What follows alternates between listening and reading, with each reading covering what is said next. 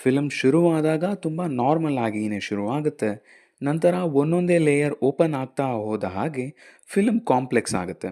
ಅದರಲ್ಲಿರೋ ಕ್ವೆಶನ್ಸ್ಗಳಿಗೆ ಉತ್ತರಗಳು ಸಿಗ್ತಾ ಹೋಗುತ್ತೆ ಆ್ಯಂಡ್ ಮತ್ತಷ್ಟು ಪ್ರಶ್ನೆಗಳು ಕೂಡ ಬರುತ್ತೆ.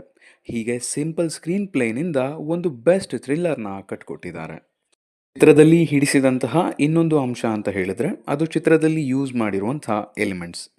ಅಪ್ಪು ಪಿಳ್ಳೈ ಬಳಸ್ತಿದ್ದ ನೋಟ್ಸ್ಗೆ ಇದ್ದಂತಹ ಕ್ಲೋಜರ್ಸ್, ಆ ಗನ್ ಕೋತಿಗಳ ಕೈಗೆ ಸಿಕ್ಕಿದ್ದಕ್ಕೆ ಕೊಟ್ಟ ಎಕ್ಸ್ಪ್ಲನೇಷನ್ಸ್, ಆ ಟರ್ನಿಂಗ್ ಪಾಯಿಂಟ್, ಹೀಗೆ ಎಲ್ಲದಕ್ಕೂ ಇವರು ಕೊಟ್ಟಿರುವ ಕಾರಣಗಳೇ ಇದರ ಪಾಸಿಟಿವ್ ಅಂತ ಹೇಳ್ತೀನಿ. ಇನ್ನು ಚಿತ್ರದ ಮ್ಯೂಸಿಕ್ ಎಲ್ಲದಕ್ಕೂ ನೆಕ್ಸ್ಟ್ ಲೆವೆಲ್ ಅಂತ ಹೇಳ್ತೀನಿ. ಸಂದರ್ಭಕ್ಕೆ ತಕ್ಕ ಹಾಗೆ ಇದ್ದ ಬ್ಯಾಕ್ಗ್ರೌಂಡ್ ಸ್ಕೋರ್, ಅದರಲ್ಲೂ ಪ್ರೀ ಇಂಟರ್ವಲ್ ಆ್ಯಂಡ್ ಕ್ಲೈಮ್ಯಾಕ್ಸ್ನಲ್ಲಿ ಇದ್ದ music one of the best in recent times ಅಂತಾನೆ ಹೇಳಬಹುದು. ಇನ್ನು ಚಿತ್ರದ ಸಿನಿಮ್ಯಾಟೋಗ್ರಫಿ, ಆ ಕಾಡನ್ನು ಸೆರೆ ಹಿಡಿದಿರುವಂಥ ದೃಶ್ಯಗಳು ಮತ್ತು ಇರುವಂಥ ಕ್ಲೋಸ್ ಅಪ್ ಶಾಟ್ಸ್